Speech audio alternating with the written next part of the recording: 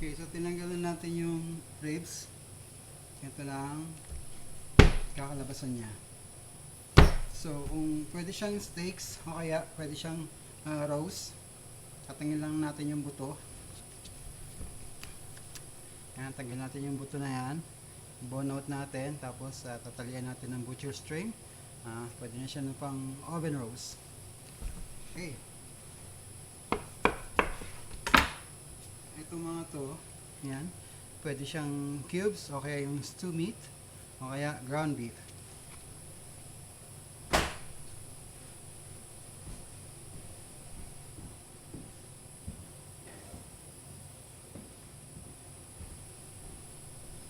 So, ito yung steak knife na ginagamit natin at saka boning knife. Yan, 6 inch. Ito yata mga sa 18 inch.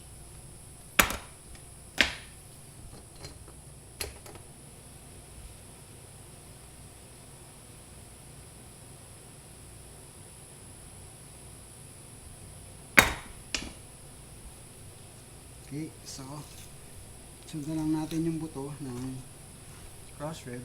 May buto siya na pa ganon. Punta dito. So, sundan lang natin siya.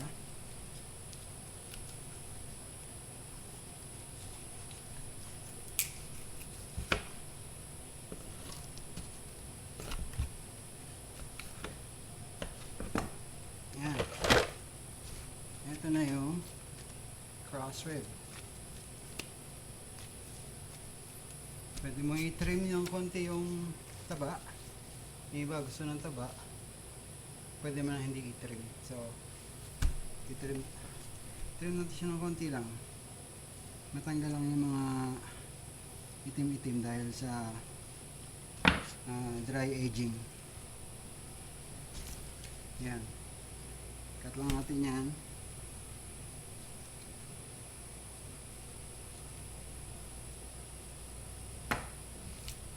Yan, depende sa preparation na gusto nyo.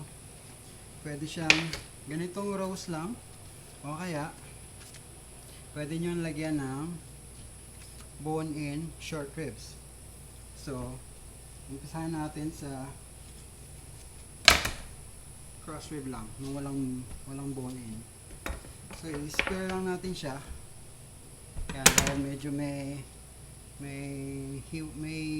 excess dito na laman, ikakat lang natin siya para ma-square.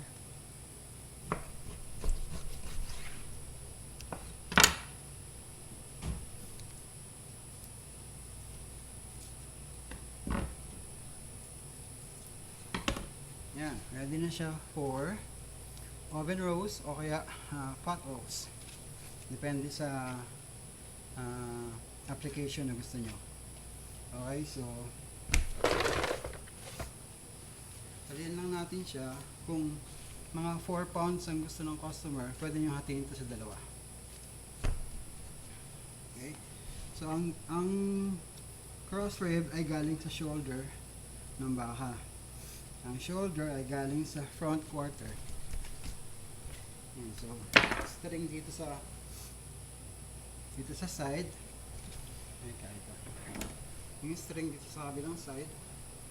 Kung gusto niyo ng 4 pounds o kaya kung buo naman nasa 8 pounds siya. So depende sa bilang ng pamilya na kakain. So ito nasa 8 pounds siya. Tapos yun, ikakat mo lang sa gitna. Dito, ikakat mo lang siya dito.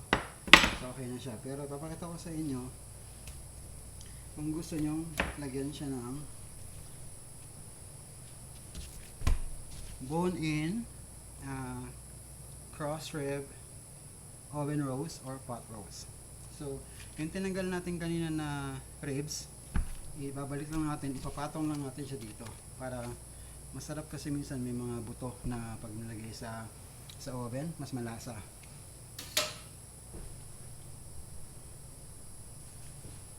So, ito yung ribs na tinanggal natin kanina. Yan. Malaman siya. So, ang short ribs, laging 4 bones. Yan. So, 1, 2, 3, 4. kakat natin siya dito para maging 4 bone rib. So, ititrim lang natin yung konting taba. Pwede namang hindi. Pero yung mga customer minsan, gusto nila walang taba. So, tanggalin natin yung taba. Minsan, madaling tanggalin to. Pag hindi nyo matanggal, pwede kayong gumamit ng paper towel o kaya yung tissue paper. Yan. So,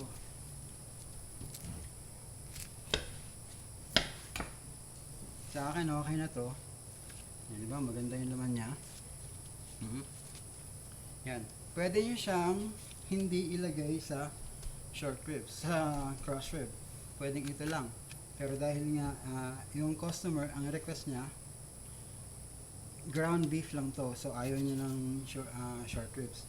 Pero papakita ko lang sa inyo yung another application ng cross rib na may nakapatong na short ribs. So short ribs, cross rib. Okay? So apat yan na buto. So 1, 2, 3, 4. Okay. So ito siya. Diba? Ipapatong nyo lang dito.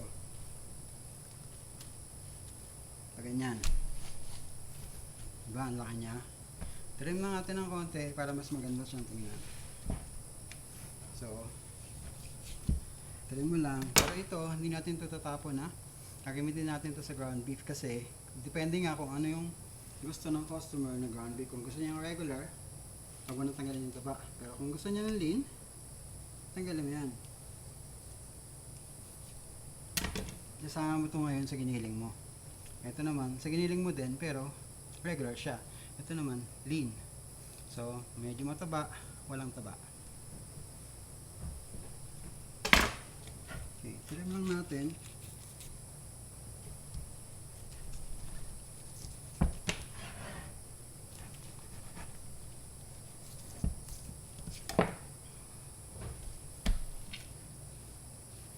Ito. Ulitin ko, pwede namang hindi, pero mas prefer ko na tinatanggal talaga kasi ibang customer medyo pihikan. Tanggalin ko na lang. So yan, cross rib, patong natin yung short ribs. Ito ganyan. And yung, kita mo yung ribs, dapat makapatong siya dito. Yan. Kabila natin para maganda tingnan. Yan. Patong mo lang siya na ganyan. Tsaka mukhang tatalian ng string. Okay. Check natin dito para makita. Ngayon, pag yung string nyo masyado manipis, nakatulad nito, pwede yung doblehin. So, ganyan lang. Doblehin nyo na ganyan. O, di ba? Doblehin nyo na ganyan. Tsaka nyo itali.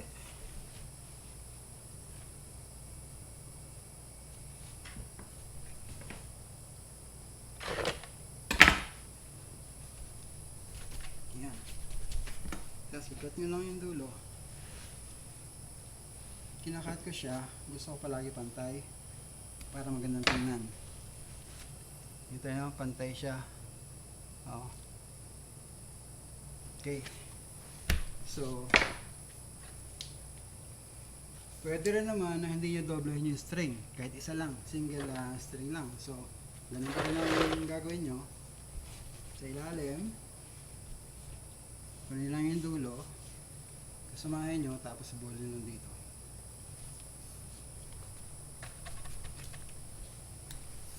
Pwede kayong mag-create kung anong klaseng tali ang gusto nyo.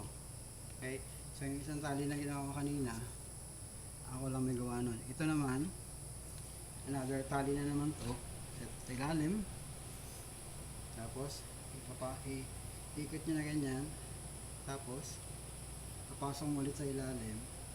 Tapos, hatakin mo. Pag hatak mo, dudulas siya. Pero lagyan mo ng isang bowl dito. Yan. Para hindi na siya dulas. Tapos, ganun pa rin. Kakat mo yung dulo. dito. Pagpatungin mo lang siya, di ba yan? Pagpapatungin mo lang siya na gano'n. Tapos cut. Yan. Ngayon, pag kinat mo yan sa banso, natanggal natin yung string na to kasi example lang naman yan. Pag kinat mo siya sa banso, pwede mo siyang ikat dito. So kung kanina wala siyang short ribs, 4 pounds lang, mga 4 pounder yung timbang niya. Ngayon, titimbang na siya ng, try natin. Yan. 15 pounds na siya. So, again, example lang to. Pwede nyo gawin yan. Tapos, pag na-cut nyo na siya dito, i-square nyo lang yun palagi yun dito sa dulo. Para magandang tingnan. Ngayon, dahil hindi naman natin to kailangan, example lang to, tanggalin na ulit natin yung string. Tapos, ang gagawin natin, yun talagang request ng customer. Okay. Tapos na natin yan. Set aside to.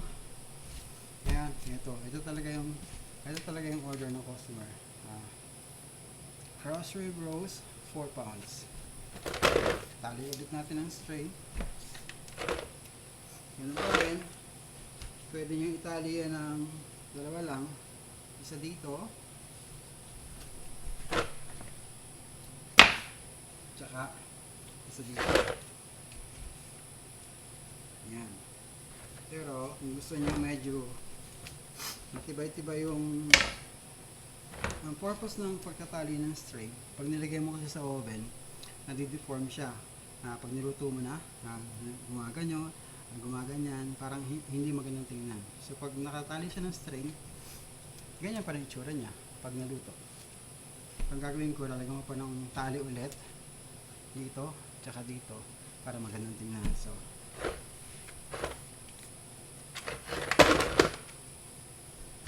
dito,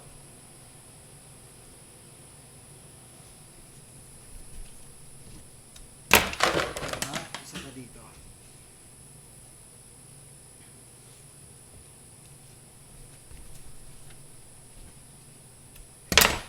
Okay, sigurado 8 pounds siya.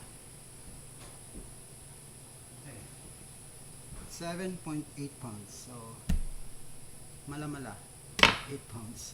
Ngayon, cut lang natin dito. Yan. Ay, ito na yung cross rib roast.